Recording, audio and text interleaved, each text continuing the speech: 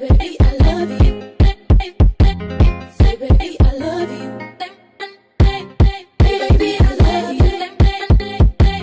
Baby, Hey y'all, welcome. This is the final episode of my mini insecure recap series, and I am really excited to do this video. I'm early, you know, I had to finish strong, okay? And I'm just grateful that, you know, if you've watched every episode, if you've watched one, if you watched the clips, if you like, commented, subscribe, I'm really grateful for all of it. This was like super new for me, and like I hope that when, what season was it? Season 5 comes out, or whatever season it is, of course I'm gonna try to, you know, do it again. It was fun, it was a little stressful, but I'm really happy that I did it, and I'm so grateful for everybody who tuned in, even if it was just for a smidge.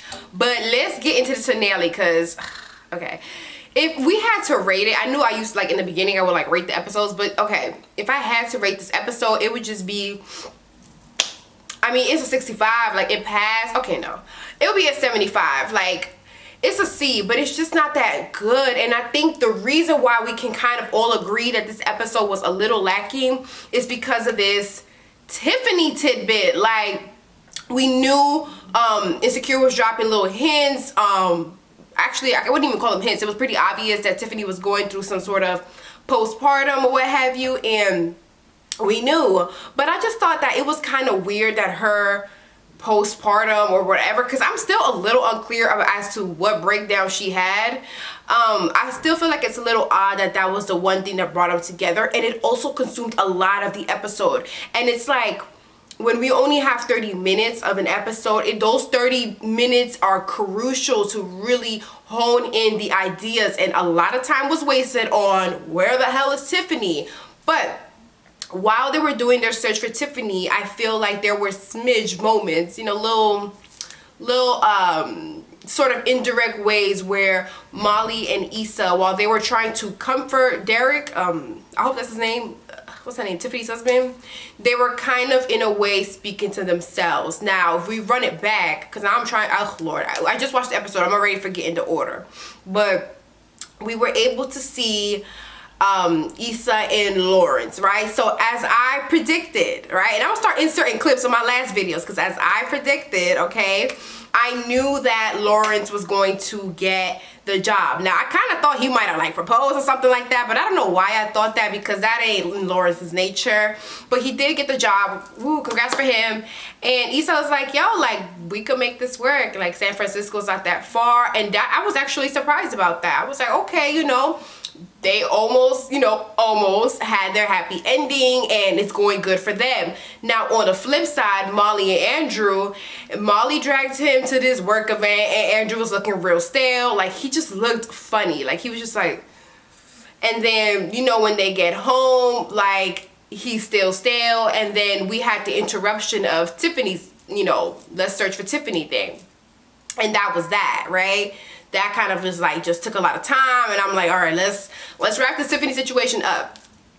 But it was a good way to, I'm not mad that they gave Tiffany this little role, but I am mad that it took up so much time. I'm happy that it brought them together, but it was just kind of like, okay, you know, but if you rush it, it feels rushed, and it's just these 30 minutes that we have are simply not enough for the content that they're giving us, you know? We hold Insecure to a high standard. You give us all this amazing content, and then you smush it, we're like, just like, give us some more time, you know, 10 more minutes, 15 more minutes, you know, but whatever. So on the flip side, Andrew and Molly, they're looking stale, like it's not good. And then when the Tiffany situation kind of wraps up, Molly and Andrew, well, Andrew was kind of like, I haven't been feeling this, essentially. And he kind of was just like, yo, like, between the brother thing, and I knew he wasn't over it. Somebody was like, oh, Andrew was like real flexible about that. No, he was secretly tight. And the reason why is that because if your sibling is really important to you, and your significant other is important to you, and that it's just not happening, and you gonna choose your brother. Like, I don't understand like why nobody was understanding that. Like, he obviously needed Molly to bend and meet him halfway, and Molly, who says, I don't, you know, what does she say? I let shit go. Bitch, where is the self-reflection? It seems like therapy is not helping. Even I know, you know, where my shit stinks. She should be able to understand that she do not be letting shit go. So Molly definitely doesn't let shit go. I don't know why the hell she said that shit. I was damn near laughing. She never compromised with Andrew, and the Facebook and Tumblr and all my little insecure groups predicted Andrew was sick of the antics. He was not here for her. And I'm not mad at them breaking up. I feel like Molly cherished the relationship for not because of Andrew, not because she loves him. I don't think she ever said she loves him, and it's not because she feels like he's this great person. They make a good team. It was all like, well, we put in all this work, you know, I don't want this to waste. And it's like, baby girl, that's your man's. That's not like a business transaction. But Molly, maybe it's like the lawyer analytical part of her, kind of always not addresses, but kind of looks at things in this sort of like almost business-like way. And that's not the point. Like, why are you going to stay in a relationship where you and the guy you're not really sure about the guy, and you want to keep it because it's the longest relationship you've had? Like, you don't want to fail. This isn't like a test. It's a relationship. It's a real person, and there is no point of you staying with Andrew just because you've made it thus far and you don't want your time wasted. Like, that was a key point. Molly's like, we've invested so much time into this, like, I don't want to have this time wasted. But on a personal level, I don't feel like anytime you are in a relationship with not an evil person, but like a good person, none of that time is wasted. You know, you always learn, you have good moments. So I don't know, I'm not mad at them breaking up. First of all, I think Molly should be dating a black guy. I was not here for the swirl. And I also felt like, in a way, Andrew, I don't want to say he was beneath her, because I think he was good to try to level her, but I don't know. I don't see it. Oh my God, these firecrackers, they giving me anxiety. The hood, what day is today? It's June 15. Like, oh my God, we have like 3 more weeks to July 4th, and I don't even live in the hood. I live in Queens. Whatever. Anyway, so yeah, the Andrew and Molly thing, that was kind of squashed. Now, this is what I really want to talk about. Obviously, if you're watching this, you already know. Condola hit Lawrence with the "I'm pregnant," and Lawrence hit Issa with the "Condola is pregnant," and I knew it. Now, insert clip of my prediction. Condola, but why the hell is she still around? My God, it's like maybe she's pregnant. Ugh, isn't that horrible? Yeah, maybe she's pregnant or something funky, because I don't really know why they would necessarily still be communicating. Thus, prediction. I knew she was pregnant. And that storyline is so corny. This is not the game. This ain't Melanie Derwin season 5 when the game started to fall off. Like, I hate this. I hate that this happened. It's so corny. And it's my unpopular opinion, I don't understand why Condola is not having a pregnancy. And I would genuinely like to have a discourse with any women who do agree with Condola, and not on some arguing. Like, I really just want to know your perspective, because I cannot fathom at my age, right? I'm not like 55, my egg's inspiring. Like, I'm 26 and I get pregnant by a man who I'm not with. Maybe, you know, we fucked around and we're cool, but we're not together. We're not gonna be together. Why would I have this man's baby? It's very selfish. Like, it's very selfish. And I'm a woman, and I'm pro-choice. Choose whatever you want, but that choice is not good. And I don't know if it's like I don't do abortions. This baby is a gift. Like, I'm so confused. Like, I be sending them straight to heaven. Like, it's just, I don't understand. It's so selfish. And it's like, the real question is, this is the discussion, like, should Issa stay? I do not think she should. I feel like that's too much baggage. Like, she young.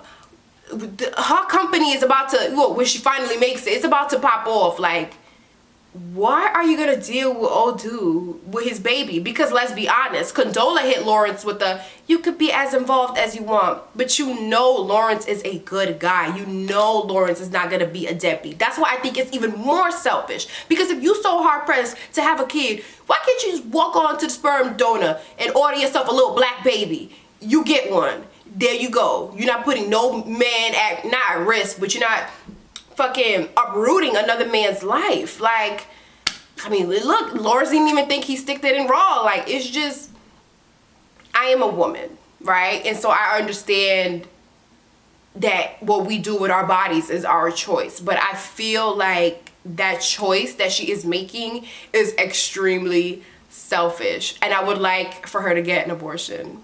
I think that's great. I think it would move the story along a little better, because I find the storyline a little corny too. Like, like, when we're gonna see a baby in the show, it just sucks. It sucks. It's so corny. And the episode culminated, so I won't make this video so long. This episode finished with Molly and Issa coming together. Now, I seen Molly get a lot of flack, like, oh, look at Molly finally hitting Issa up when she needs something. But Issa needs something too. It seems like both of what they were speaking about each other kind of came true. Like, Molly did in fact fuck up her relationship, but Issa's life is in fact continuously messy. Do you understand? Like, they both were right in a way about each other, and they both need each other. So I'm super happy for their reconciliation, because that last week, we're not friends no more beef didn't sit right with me. I thought Molly was being extra dumb. I think we could all agree with that. And I think it's time for us to see them together. I was watching the episode My Boo, and he kind of pointed out that this whole season, I don't know, this whole season kind of was like really strange, and it's kind of like a reset. So the next season, we really see them developing. Like, Molly will continuously go to therapy. Issa's gonna develop her company. Hopefully Issa's not with Lawrence. Molly hopefully gets a new boo, who I predict will be Torian, whatever, what's that nigga name? Torian. God, why could Torian? I feel like she's gonna be with him, because I don't know, they kind of like him or that new young attorney. My predictions have been coming true, low key. So, but that whole Condola thing, like, that Condola thing tripped me up. Like, it's so selfish. So let me know if y'all agree with that. Overall, the finale was a little underwhelming. I just feel like we don't have enough time to flush things out, and I would like to, you know, pay an open letter to HBO and Issa Rae and the creators. Like, we would love and we will support a 45-minute show. Like, we will support an hour show, because it's so much good, but it's like a tiny sandwich, and it's just, I'm always kind of hungry. So I'm really, really happy about this. What am I happy about? I'm really happy about the show, and I want more, but the finale, it just felt a little funky. The storyline, that bit is corny. They didn't even flesh out the Tiffany thing. Like, it's just, we need more. In conclusion, Condola is selfish. She needs to, she needs to figure that out. Lawrence, sir, you gotta figure it out too, but it's almost not even in your field. Like, there's nothing really you can do. And Molly, you gotta fix this, because not for nothing, Molly kind of had no business dating. Like, she has all these sort of problems. She's not even right with herself. She's unhappy and can't figure out why. She's paranoid. She's doesn't allow things to kind of flow naturally in her life. She ain't got no business dating. You don't got no business dating in any of the conditions. And I don't think Issa got any fucking reasons to be dating either. I don't think you should be dating when you're broke, and I don't think you should be dating when you got all these internal issues. I don't know, but I do think it was kind of a good time for Lawrence and Issa, and sometimes it's the right person, wrong timing. So let's look forward to the next season. I still cannot believe this Condola situation. I think it's so awful. It's just, ugh. But thank you for rocking with me. Thank you for watching. Like, comment, and subscribe. Hopefully I have more random videos. I got some stuff cooking up, so I'm excited, and thank you very much. Bye. Stay safe.